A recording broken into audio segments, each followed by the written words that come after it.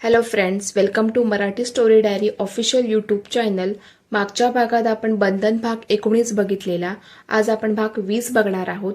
तुम्हाला हा व्हिडिओ आवडल्यास व्हिडिओला नक्की लाईक करा, शेअर करा आणि याच्या पुढचा भाग लवकरच तुमच्या भेटीला येईल. तो लवकरात लवकर पाहण्यासाठी चॅनलला नक्की सबस्क्राईब करून ठेवा. चला तर मग सुरुवात करूया. मागच्या भागात आपण बघितलं की एकदम ट्रक आल्यामुळे प्राची एकदम घाबरली होती. संतोष प्राचीच्या गालाला धोपटत होता. त्याच्या डोळ्यात अश्रू होते. तो तिला शुद्धीत आणत म्हणाला, प्राची तू ठीक आहेस ना?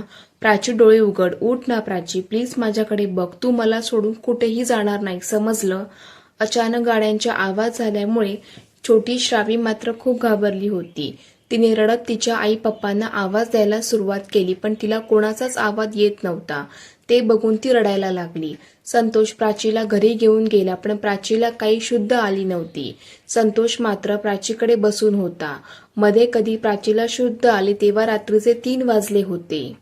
तिने डोळे उघडले तर समोर संतोष तिचा हात पकडून अश्रू भरलेल्या डोळ्यांनी तिच्याकडेच बघत होता. प्राचीने संतोषला बघताच तिने आपला हात पोटावर ठेवला आणि अचानक उठून बसत संतोषचा हात पकडून म्हणाली, संतोष तुम्ही ठीक आहात ना? आपला बेबी तो व्यवस्थित आहे ना? संतोष डोळ्यातील अश्रू पुसत होता. तसं पाहिले तर तोही शॉकमध्ये होता. बरीच वर्ष कोमात गेली यावर त्याचा विश्वास बसत नव्हता. प्राची अक्षरशः चिडून रडत विचारत होती, संतोष सांगा ना, माझं बाळ ठीक आहे ना? त्याला काही झालं तर मी तुम्हाला सोडणार नाही.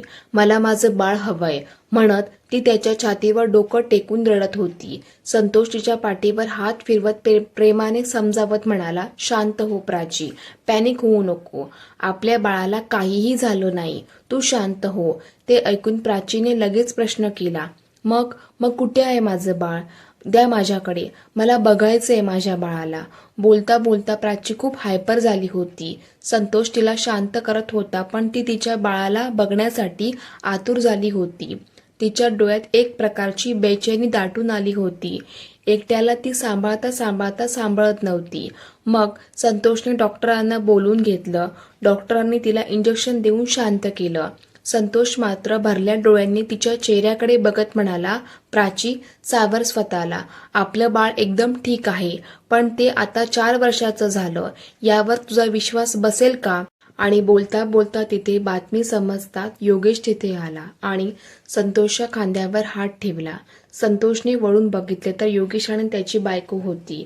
योगेशला बघून संतोषने योगेशला मिठी मारली आणि बाजूला जाऊन घडलेला सगळा प्रकार सांगितला. ते ऐकून योगेशला खूप वाईट वाटले होते. इकडे योगेश आणि संतोषची जवळीक बघून योगेशची बायको डोळे फिरवत म्हणाली, तुमचं काम झालं असेल तर आम्ही घरी जातो. काही लागल्यास आम्हाला कॉल करा. त्यावर लगेच योगेश, नाही बाई, तुला आणि वहिनीला सोडून आम्ही कुठेही जाणार नाही आणि काही वेळात प्रमोद जिजू पण येतील. योगेश आपल्या बायकोकडे डोळे वटारून बघत म्हणाला. संतोष मात्र चुपचाप बसला होता. योगेशने संतोषच्या पाठीवर प्रेमाने थोपटले आणि आपल्या बायकोच्या दंडाला पकडून तिथून निघून गेला. इकडे श्रावी एकटी झोपल्यामुळे झोपेतून एकदम दचकून उठली आणि माझी आई कुठे आहे म्हणत बेकार पसरली. संतोषने तिला शांत केले आणि प्राचीजवळ घेऊन गेला. श्रावीने तिच्या आईला बघितले आणि प्रेमाने प्राचीच्या चेहऱ्यावरून हात फिरवत म्हणाली, आई, पण औषधाच्या ग्लानीमुळे प्राची गाढ झोपली होती. श्रावी मात्र प्राचीकडे आशेने बघत होती आणि संतोषला विचारत होती, पप्पा, आई केव्हा डोळे उघडणार? माझ्याकडे का नाही बघत आहे? आई रागवली आहे का माझ्यावर? संतोष त्या छोट्या जीवाचा प्रश्न ऐकून भावूक झाला होता. त्याला पण काही तासापूर्वीच कळले होते श्रावी त्याची मुलगी आहे. डोळ्यातील अश्रू पुसत श्रावीला मिठीत घेत म्हणाला, नाही बाळा, दिवसभर काम करून थकून गेली ना तुझी आई, त्यामुळे ती रेस्ट करते. तू पण थोड्या वेळासाठी झोप. त्यावर श्रावी, नाही, मला आईसोबत बोलायचं आहे. असं बोलून श्रावी प्राचीच्या चेहऱ्यावर हात फिरवू लागली. श्रावीच्या थंड हाताचा स्पर्श होताच प्राचीने डोळे उघडले आणि श्रावीच्या हाताला झिडकारले आणि अंग आकसून घेतले. श्रावीला खूप वाईट वाटले. ती संतोषला बिलगली. तिच्या डोळ्यात मोठे मोठे अश्रू टपकत होते. प्राचीने त्या मुलीला दुर्लक्ष केले आणि संतोषकडे बघत म्हणाली, संतोष, माझं बाळ कुठे आहे? संतोषने श्रावीचे अश्रू पुसले, तिच्या गालावर ओठ टेकवले आणि श्रावीच्या हाताला धरून तिचे गाल ओढत म्हणाला, श्रावी किती गोड मुलगी आहे ना, आणि गाल पण सेम माझ्यासारखे. त्यावर प्राचीने निरखून त्या मुलीकडे बघितले. तिला त्या मुलीमध्ये स्वतःची सावली दिसून येत होती. तिने त्या मुलीला जवळ बोलवले. श्रावी खुशीत प्राचीजवळ गेली. प्राचीने तिच्या गोबऱ्या गालाची किस घेतली आणि तिच्या क्यूट केसातून हात फिरवत म्हणाली, किती क्यूट आहे मुलगी संतोष. नाव काय आहे तिचं आणि कोण आहे ही? ते ऐकून श्रावी मात्र गाल फुगवून, हो का, मला नाही बोलायचंय तुझ्याशी. तू मला न सांगता इथे का आली आई? आई शब्द ऐकताच तिने आश्चर्याने संतोषकडे बघितले. ते बघून संतोषने श्रावीला उचलून घेतले आणि श्रावीकडे हसून बघत म्हणाला, बेटा तू बघितलं ना तुझ्या आईला, आता तू पण थोडा वेळ आराम कर. मला आणि तुझ्या आईला खूप साऱ्या गप्पा मारायच्या आहेत. ते ऐकून श्रावीने होकारार्थी मान हलवली. संतोषने तिला बाजूच्या सोप्यावर झोपवले. प्राची मात्र संतोष जे करतोय त्याकडे स्टक लावून बघत होती. तिला तिच्या बाळाबद्दल विचारायचं होतं, त्यामुळे तिने रागाने तोंड वाकडे केले आणि बेडवरून खाली उतरली. पण संतोषने तिला तिथं झोपवलं आणि तिच्या जवळ जाऊन तिच्या कानात पुटपुटला, रिलॅक्स प्राची, शांत बस, मी थोड्या वेळात आलो. त्यावर लगेच प्राची, मला फक्त माझं बाळ हवंय. त्यावर लगेच संतोष, तुझं बाळ आता खूप मोठं झालं. ते ऐकून प्राची अविश्वासाने संतोषकडे बघत होती आणि विचारायला लागली, ही कुठली पद्धत आहे मस्करी करण्याची? पण संतोष तिच्याशी काही बोलत नव्हता. तो श्रावीला झोपवत होता. ती शांत झोपली याची खात्री होताच संतोष तिच्या बेडवर आला. तिचा हात आपल्या हातात घेऊन त्यावर ओठ टेकवले आणि म्हणाला, मी मस्करी करत नाही प्राची. काही वर्षापूर्वी आपला ॲक्सिडेंट झाला तेव्हाच तू या गोड मुलीला जन्म दिला होता. ते ऐकताच प्राची मात्र अवाक होऊन बघत होती. संतोषला तिच्या मनाची अवस्था काय असेल याचा अंदाज आला होता. त्याने प्राचीच्या डोक्यावरून प्रेमाने हात फिरवला. हे सगळं खरं आहे प्राची. मागचे 3 वर्ष मी कोमात होतो आणि तुझी पण मेमरी लॉस झाली होती. ते ऐकून प्राची ओरडायला लागली, तुम्ही मला काही पण सांगतात, प्लीज काहीही सांगू नका, माझी अजिबात इच्छा नाही. ते ऐकून संतोष प्राचीला बोलायला लागला, नाही प्राची, ही कुठली फिल्म स्टोरी नाहीये, ही आपली रिअल स्टोरी आहे. ॲक्सिडेंटमुळे माझ्यापासून दूर झाली. मी हॉस्पिटलमध्ये मेलेल्या अवस्थेत होतो. संतोष प्राचीला सांगत होता, पण प्राची ऐकण्याच्या मनस्थितीमध्ये नव्हती. त्यामुळे संतोषने तिला झोपायला सांगितलं आणि आपण पण झोपी गेला. सकाळ होताच प्राची एकदम दचकून जागी झाली आणि बाळ बाळ करून ओरडायला लागली. ते ऐकून संतोष धावत रूममध्ये निघून आला आणि प्राचीला समजावायला सुरुवात केली. तेवढ्यात अचानक प्रिया रडत तिथे पोचली आणि प्राचीला घट्ट मिठी मारून रडू लागली. दोघींनी एकमेकींना मिठी मारून रडायला लागल्या. इकडे प्रियाने नोटीस केलं, दोघेही कुठल्या तरी गहन विषयावर डिस्कस करत होते. तिने संतोषकडे बघून डोळ्यांनीच इशारा केला. संतोष काही बोलणार त्याआधीच प्राचीने प्रियाचा हात घट्ट पकडला आणि उत्साहित होऊन म्हणाली, प्रिया, मला माझ्या बेबीला बघायचंय, प्लीज माझं बाळ मला द्या. प्राचीचं बोलणं ऐकून प्रियाला सुखद धक्का बसला होता. तिच्या प्राचीला सगळं आठवले हे ऐकून तिला खूप आनंद झाला होता.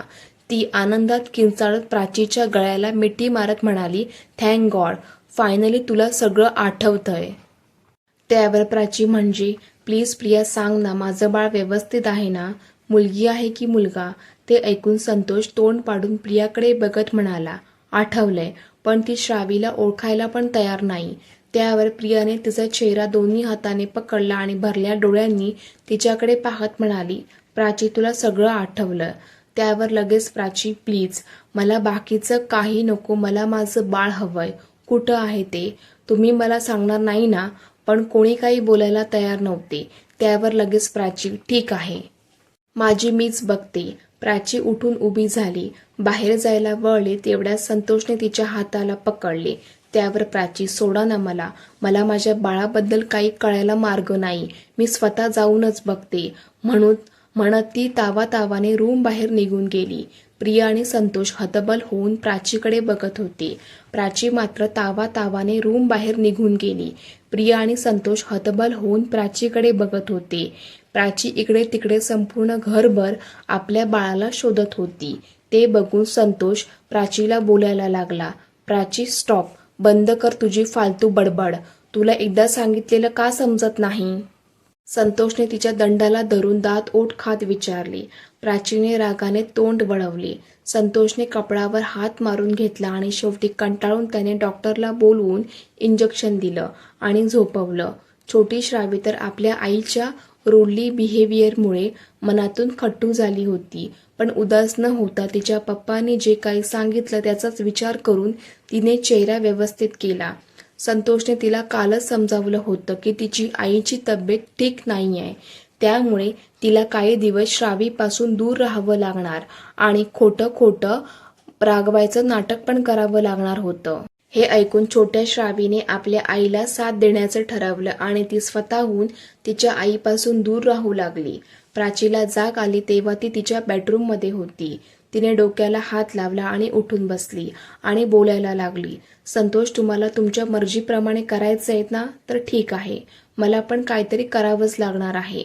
प्राची स्वतःशीच बडबड करत उठून बसली आणि बेडरूम बाहेर पडणार होतीच की तिच्या कानावर संतोष आणि श्रावीचा आवाज आला. थँक्यू पप्पा. पण आई. त्यावर संतोष, तू तिची काळजी करू नको. आपण कुठं जाणार हे तिला सांगणारच नाही. हे ऐकून प्राचीच्या रागाचा पारा चढला होता. त्याशिवाय तिचा संतोषवर असलेला विश्वास पण हळूहळू कमजोर झाल्याचं जाणवत होता. प्राचीने कपडावर आट्या पाडल्या आणि ती त्वेषाने चालत संतोष जवळ पोचली आणि कमरेवर हात ठेवून म्हणाली, संतोष, मी शेवटचे विचारते, माझं बाळ कुठे आहे? पण संतोषने तिला इग्नोर केलं आणि श्रावीकडे बघत म्हणाला, बाळा, आपण लपाछपी खेळायचं का? त्यावर श्रावीने तिच्या आईकडे बघितलं. प्राचीच्या डोळ्यातील राग बघताच तिने होकाराती मान हलवली. त्यावर संतोष, जा लवकर, तुझा पप्पा तुला शोधायला येणार आहे. तू पटकन कुठंतरी जाऊन लपून बसा. त्यावर श्रावीने तिच्या पप्पाच्या गालावर ओठ टेकवले आणि तिथून धूम ठोकली.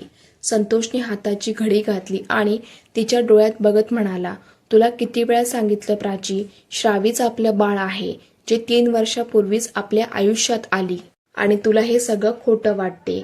का प्राची तू स्वीकारत नाही? जीव तोडून सांगतोय, पण तुला तर ते मान्यच नाही. कर, तुला जे योग्य वाटेल ते कर. पण श्रावी. त्यावर प्राची, मला त्या मुलीबद्दल काही एक ऐकायचं नाही. त्यावर संतोष, प्राची, तुला काही एक ऐकायचं नाही, फक्त विनाकारण चिडचिड करायची आहे आणि तुझ्या रागामुळे घरातील इतरांना त्रास होतोय ना, त्यामुळे सगळ्यांचा मूड घालवायचा, एवढंच तुला फक्त व्यवस्थित जमतं. त्यावर लगेच प्राची, तुम्ही मला सरळ काही सांगणार नाहीत ना, आता मला पण काहीतरी करावं लागेल. ठीक आहे, मला इथं राहायचंच नाही. प्रिया पण व्यवस्थित सांगत नाही आणि योगेशने तर तोंड शिवूनच घेतलंय. मी आत्ताच्या आत्ता आजीकडे जाते. त्यांच्याशिवाय मला कुणीही समजू शकत नाही. हे बोलताना प्राचीचा कंठ दाटून आला होता. संतोषचेही डोळे पाणावले होते. हॉलमध्ये असलेल्या प्रिया आणि योगेशच्या डोळ्यात पण अश्रू जमा झाले होते. प्राचीने डोळे फुसले आणि घाईघाईत ती बाहेर जात होतीच की तिची नजर हॉलमध्ये लावलेल्या आजीच्या फोटो फ्रेमवर पडली. फोटोला घातलेला हार बघून तिच्या पायाखालची जमीन सरकली होती. कसं तरी स्वतःला सावरत ती आजीच्या फोटोजवळ पोचली. तिच्या डोळ्यातून अश्रूंचा पूर वाहत होता. ओठ थरथरत होते. हातापायाला कंप सुटला होता. ती चक्कर येऊन पडणार त्याआधी संतोषने तिला पकडले. ती बिरबिरत्या नजरेने पाहत म्हणाली, संतोष, हे सगळं खरं नाहीये. आजी सोडून नाही जाऊ शकत. संतोष, तुम्ही सांगा ना, हे सगळं खोटं आहे. आपली आजी आपल्या घरी आहे ना? त्यावर संतोषने त्याचे अश्रू पुसत नकारार्थी मान हलवली आणि तिला घट्ट मिठीत घेतले. प्राचीने पण संतोषच्या गळ्याला पकडले आणि रडायला लागली. त्यावर संतोषने सगळं काही सांगायला सुरुवात केली. हे सगळं आपल्या ॲक्सिडेंट झाले त्या दिवशी झालं. रात्री आपण लॉंग ड्राईव्हसाठी गेलो नसतो तर प्रदीपने त्याचा डाव साधला नसता. ना आपली मेमरी लॉस झाली असती, ना आपल्या काळजीने आजीला हार्ट अटॅक आला असता. दोघेही रडत होते. ते ऐकून प्रिया आणि योगेश पण तोंडावर हात ठेवून रडत होते. काही वेळाने संतोषने तिला सोफ्यावर बसवले आणि प्रियाने लगेच तिच्या समोर पाण्याचा ग्लास दिला. प्राचीने थोडंसं पाणी पिलं आणि तिच्या तोंडून शब्द बाहेर पडला, माझी श्रावी कुठे आहे? ते ऐकून श्रावीचा आवाज घरभर घुमला होता. त्यावर प्राची संतोषच्या मिठीतून बाजूला झाली आणि हसत तिने डोळे फुसले आणि श्रावीला शोधण्यासाठी एक एक रूम चेक करायला सुरुवात केली. चला फ्रेंड्स, आजच्या पुरतं एवढंच. ह्याच्या आधीचे भाग जर तुम्ही बघितला नसाल तर त्याची लिंक मी डिस्क्रिप्शन बॉक्समध्ये देत आहे. त्याच्यावर क्लिक करून ते तुम्ही नक्की बघून घ्या. आणि हो, व्हिडिओ कसा वाटला ते कमेंट करून नक्की सांगा आणि चॅनलला नक्की सबस्क्राईब करून जावा.